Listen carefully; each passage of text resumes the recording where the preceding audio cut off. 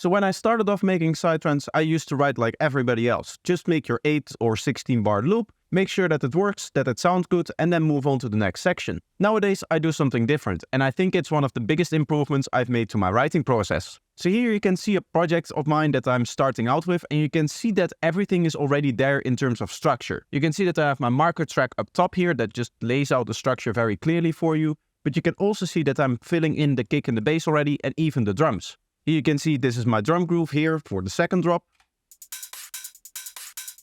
So we already have the drums in there.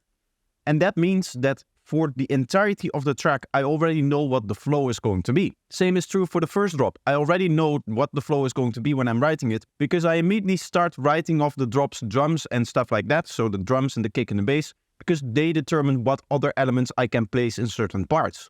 Now, most producers start like this. They'll start with their kick and bass, then they'll do their drums, and they'll probably make a loop and start sound designing some ideas on top of that. Some people like to make their loop very, very long so that they have a lot of space that they can jam on. I know some producers that lay out 10 minutes of kick and bass so that they can just jam continuously with hardware synths or software synths, something like that. And then just record a whole bunch of different ideas and then start mixing that into the track. While others like to make a loop very, very short so that they can work in patterns. But every producer that I've ever seen work on a track from scratch starts out with a loop. And that's something that I really want to avoid from now on, because psytrance isn't about loops, it is about flows over time. And you cannot have flows over time if you have a loop. Or for that matter, if you have 10 minutes of kick and bass continuously playing. Because at the end of the day, that's not what your track is going to be. There's going to be variation in there, there's going to be breakdowns, there's going to be fills, there's going to be little pauses. And all of that stuff is very, very important for the flow of your track. Those are actually the interesting points where the track is flowing to and where changes are happening in the track. To give you an example, let's have a look at this first drop over here. Now this is made out of 4 sections. We have section number 1, section number 2, section number 3, and section number 4 here. Technically, you can count this in as part of this section, because whatever stuff I'm going to be putting in this section is kind of going to continue in here and also act kind of like the build-up for this next part over here. But for now, let's keep it simple and let's just say that we're focusing on this bit, which is made out of 4 equal sections of 16 bars. Now, in terms of flow, as you can imagine, we're starting off with basically nothing there. We start off with just the kick and bass at this point, and then we have a few one-shots in here, and then we get our first sequence in this part over here. And you can see that I'm reflecting that in the drums, as there's no drums present here, so we have very low energy. We then go to our kind of mid-level energy, where there's a few drums in there, there's a few of the sequences, a little bit of stuff happening, and then slowly we're going to rise up here. Maybe I'll add some more risers, I'll add some more one-shots towards the end. I'll probably have to add something cool in the fill as well. But overall, it's not going to be the most energetic part of this drop, because that is going to come one section later. As you can see, we get even more drums here. I can just quickly open up and you can see that an extra layer is added. And you can also see for the sequences that more sequences start to play over here. So we have this continuously rising flow in the track, and that is really how the track is going to progress. It's just going to increase in energy slowly over time. Now, of course, you don't always have to do it like this. There are plenty of tracks that just get into it very high energy right from the start. Usually in Darkside or Forest, that is something that is more common. But with the progressive type of psytrance that I like to make, you'll usually spend a little bit more time building up the energy. And as you can see right here in this project, we're using 3 sections in order to do so. And then we go back to no energy whatsoever. Now, as I said, this whole idea of how the energy is going to flow came about very, very early. It's something that I've learned over the last, I guess, year or so. I need to get into that habit of thinking about the energy of the track from very early on for it to progress very well. Because otherwise what will end up happening is that I have all of my elements in the track and then I suddenly have to think about, okay, how is this going to progress? Then it's too late, because then you need to adapt all of the elements to what they actually need to do in terms of what function they have in the track. Now, of course, this doesn't mean that any of this is final here. It just means that I have a template and an idea of what I think the flow is going to be like. So to recap, when I start a project, I start by making a quick kick and bass.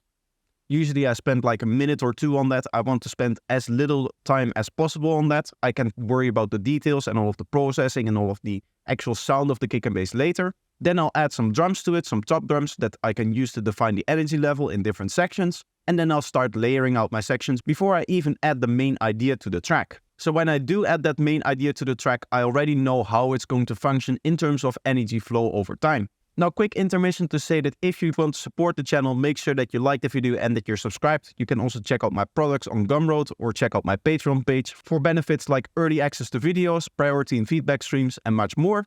Links from both of those sites will be in the description. Now let's get back into the video. Now, up until now, I've been very abstract in this. I just want to kind of talk about the concepts, but let's look at the practical thing that actually comes from this. So let's have a look at this synth over here, for example, and let's take note of the actual structure that we have. We have 12 bars of drop here, and then we have 4 bars of fill.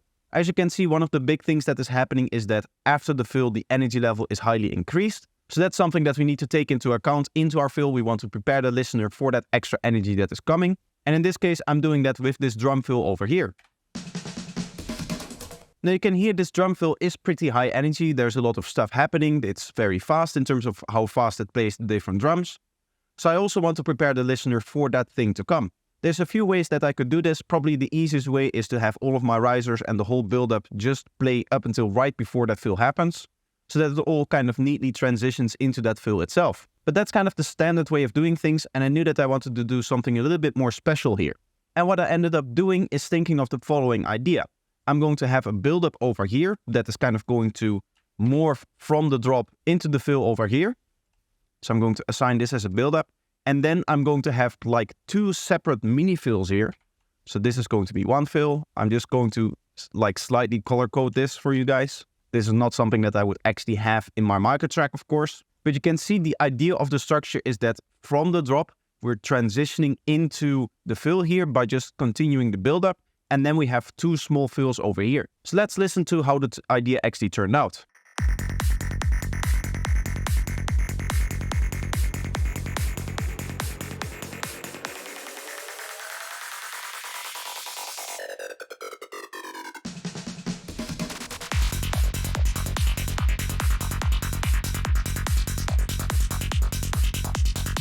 So you can hear that this sequence is really what is responsible for that, plus the fact that we're stopping all of the other elements here. What is happening in terms of the sound design, in terms of the actual thing that I'm doing, is 2 things. First off, in the patch, which by the way is really simple, it's just the tones from my tone spec going through a comb filter with nothing else on top of it. You can see that I'm doing something really cool with the filter cutoff in that it's constantly rising up until we get to this point where it slows down. What that means is that this is a little bit of a turning point over here, and it just indicates like, okay, something new is happening, and that is in line with where the fill actually starts. Now, I said I was actually morphing between the drop and the fill if you look at this part over here, but I still want to keep this intact. I still want the listener to be able to hear like, okay, we're exactly at the point where it's 4 bars and then something else is happening, because it keeps the structure of the track a little bit more intact. So that's the functionality of this over here. It just goes down again so that the listener knows like, okay, we're at the point where something happens, something interesting is about to happen. Of course, the kick and bass also stops and the drums also do their thing, and some other things are indicating this as well. In fact, the track is not even finished, so I might put an extra impact there or a crash there or something else like that. But I also wanted this from the synth. And then the second thing that is happening is this delay over here, which you can see just completely goes into the wet part here, and then when it plays solo, it goes completely dry. This gives you a very big contrast that is just nice and grabs your attention. Now, as you can imagine, the only reason why I was able to write this way is because I already determined that this is what I wanted to do. All of these determinations were made before I actually made this sound and made these decisions. Had I just had my loop like this and placed it in here like this and this without any knowledge for the structure, I would have probably just done something like this and maybe say, okay, here the element is going to stop. So we probably don't want it in the fill because then it sounds like it's going to continue. And then it would be something like this, which is very generic and very boring. If at this point in the production you have something like this and you need to then transform it into something that has a nice energy flow, there's no reason for you to get into this point over here. It's very hard to make it into this part here. There's a lot of decisions in here that don't really seem natural, like for example the very long fill that I'm doing, or the fact that the buildup isn't actually building up to the point where the synth itself stops. All of these decisions aren't quite the normal way that you would write sidetrans, and the only reason why I'm able to make these decisions is because I thought of them ahead of time. I thought of them before I actually sound designed and created the sound. And I think that that's the big takeaway from the video. If you start thinking about the structure and the energy flow over time before you make the sounds, you can use that to determine the functionality of the sound within that framework, within the structure, within the energy flow. You can think before you make the sound, what do I want the sound to do? Now, obviously, this workflow isn't going to work for everyone. It's going to depend on the type of sidetrans that you make. It's going to depend on, obviously, your writing style. Maybe this isn't actually working for you and you get worse results doing this. But it's worth giving it a try and seeing if this is something that actually works for you. Now, with that being said, if you have issues with making your arrangements, there's a few things that I want to show you. For one, these marker tracks are very handy and you should have them. As I said, these allow you to write out the structure before you actually start writing the track. One of the things that this doesn't show though is the energy level. That's why I recommend doing your kick and bass and drums as well, so that you can lay them out before you start adding your sequences. As I said before, I laid this out before I laid out the sequences, and you can still see that as there's no sequences in here as well. And even for the other parts, a lot of the sequences, a lot of the stuff is still missing. It's not fully written yet. But as I said, just the kick and the bass and the drums gives me an idea of the actual energy flow of the track that I'm aiming for. The final thing I'll say is that I have a big guide on arrangements that I think is very, very good.